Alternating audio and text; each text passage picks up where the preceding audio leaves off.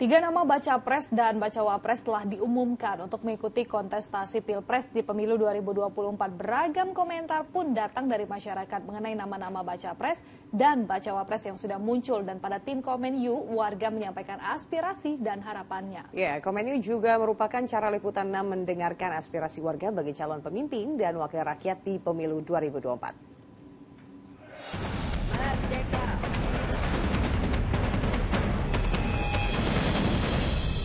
Setuju.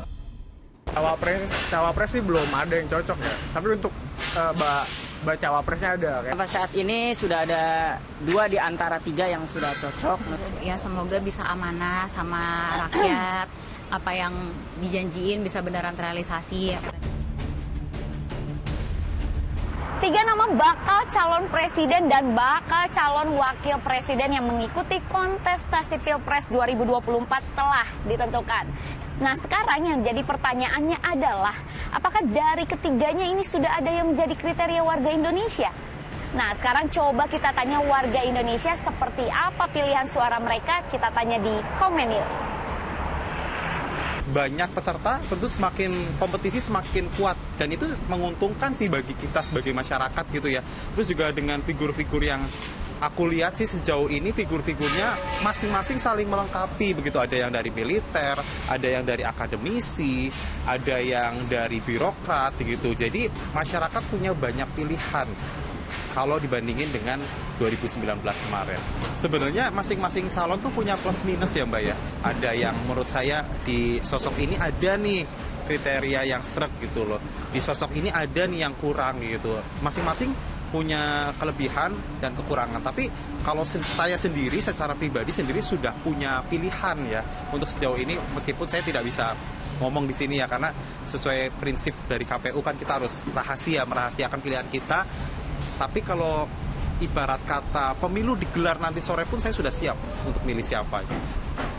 Untuk pemimpin atau presiden, wakil presiden dan juga tadi wakil rakyat ya Mbak ya. Tentu kita berharap sebagai masyarakat Indonesia kita punya pemimpin atau presiden yang nantinya bisa berkomunikasi dengan masyarakat internasional, bisa memiliki visi global, tidak hanya karena kita tahu ya sekarang juga ada perang yang berkecamuk di Palestina dan itu juga menjadi tantangan tersendiri bagi Presiden Indonesia mendatang untuk bisa menjadi juru damai di level internasional gitu loh. Dan selain itu di level di domestik di Indonesia juga kita perlu pemimpin yang tentunya bisa menjawab persoalan-persoalan teknis, bisa secara memiliki visi misi yang konkret gitu ya, punya kecakapan untuk menyelesaikan masalah baik masalah pangan, masalah ekonomi, dan juga yang penting, yang paling utama adalah bisa mensejahterakan kita sih ya Mbak ya.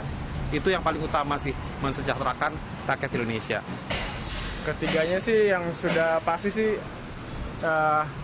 putra-putra terbaik bangsa ya. Jadi ya cukup mumpuni lah untuk jadi cawapres dan bacawapres. Untuk cawapres sih belum ada yang cocok ya. Tapi untuk bacawapresnya ada, kayak Pak Mahfud MD tuh oke tuh kayaknya. Untuk memberantas korupsi sih dia kayaknya bisa diandelin lah. Ya pasti sih basicnya ya pemimpin yang jujur kayak gitu sih. Dan tegas yang penting sih pemimpin Indonesia itu harus tegas karena masyarakatnya emang harus ditegasin kayak. Nggak bisa dimanja-manja gitu. Ketiganya ini merupakan sosok yang memang paham terhadap pemerintahan. Itu baik memang di daerah dari Pak Anies dan juga Pak Ganjar dan juga Prabowo itu di bidang pemerintahan dan juga ketahanan nasional pertahanan. Jadi menurut saya memang ketiganya ini sungguh bagus. Tinggal bagaimana nanti pada saat debat penyampaian visi misinya itu tersampaikan dan bisa memperoleh suara dari masyarakat. Sampai saat ini sudah ada 2 di antara 3 yang sudah cocok menurut saya yang bisa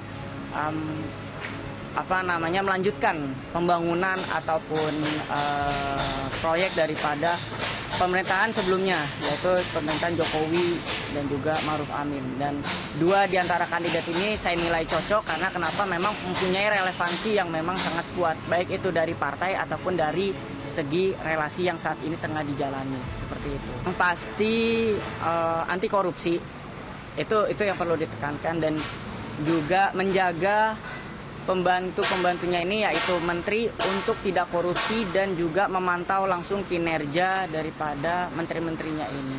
Baik itu juga di bidang dalam hal pembangunan, resapan anggaran, dan juga metode-metode kerja yang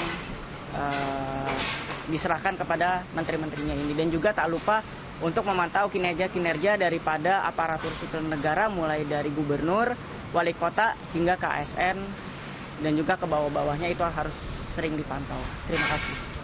Yang selama ini sih kalau ngelihat dari media kan sosok ketiganya emang udah berkecimpung di dunia politik semuanya ya. Terus kan yang dua memang udah ada latar belakang untuk jadi pemimpin daerah. Yang satu kan wali kota, pernah jadi gubernur Jakarta, terus yang satu lagi masih jadi gubernur Jawa Tengah. Jadi kalau secara latar belakang sih mereka emang udah berpengalaman gitu. Sebenarnya kalau aku sosok yang diinginkan sih nggak muluk-muluk, yang penting saat mereka menyampaikan visi misi nanti itu bisa terrealisasi gitu. Sebenarnya pengennya sih sebenarnya gitu doang. Jadi kalau untuk saat ini sosok yang dicari atau udah ada yang pas atau belum, aku sejauh ini masih mencari tahu, karena kan yang udah kan visi misi mereka udah ada beberapa nih yang ketahuan ke publik, yang masih mencari-cari dari situ dulu sih, baca-baca dulu gitu. Ya semoga bisa amanah sama rakyat, apa yang dijanjiin bisa beneran terrealisasi yang kayak tadi aku bilang. Terus ya lebih bisa memajukan bangsa negara lah Kak. Nah, tadi itu adalah beberapa pilihan suara masyarakat Indonesia untuk pemimpin dan wakil rakyat kita di masa yang akan datang. Semoga benar-benar didengar dan dicatat ya. Tapi kalau pilihan suara hati kamu sendiri gimana nih? Dari Jakarta, Rizka Dior, Ilham Elias, sampai jumpa. Salam SCTV.